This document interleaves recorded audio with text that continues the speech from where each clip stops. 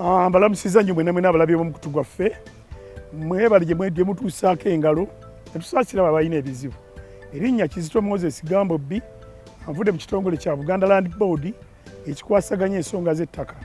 N'olwekyo tulina ebibuuzo bingi ebibuuziddwa mu mwaka oguwedde ne tulina okuddamu omwaka guno.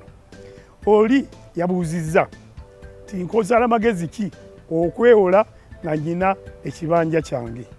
Etteeka liragira nti gwe ekibanja tokkirizibwa kwewola nga tumaze okufuna olukusa kuva nannyini ttaka. Abantu bangi mbadde mu bikola nga mugenda mu beerosi ne babawa amabaluwa. Omusango ogwawaabirwa ne guwangulwa omwaka oguwedde Nansana ng'oli yawaabira banka n'awaabira ne Buganda Land Board. Omusango ogwo ne tugusinga ng'etteeka nga gugamba teryakkirizibwa kwewolera ku kibanja oba olina ekyapa ekyaliiza okuva mu Buganda Land Board nga tofunye lukusa kuva wanannyini ttaka. Ekyo nno kimenya amateeka era banka nnyingi engundiivu tezikyakkiriza muntu yenna kwewolera ku kibanja ekyo yadde alina ebbaluwa ya LC. Kimukakatako ate okujja ne mu Buganda Land Board n'afuna ebbaluwa emukkiriza okujja okwewola. Tubakubiriza tetugaana bantu kwewolera ku bibanja naye tubakubiriza mujje mwewolere mu mateeka.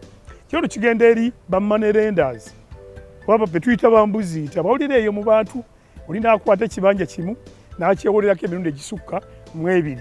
Emisango egyo tugifunye nnyo naye singa ofuna ebbaluwa okuva mu Buganda Land Board kizibu omuntu okwewola emirundi ebiri ku kibanja kyekimu. Mwewala okufiirizibwa nga musindika abo abaagala okwewola bajje n'ebbaluwa za Buganda Land Board. Mwebale tulaba. Ssaabasajja Kabaka awangaale.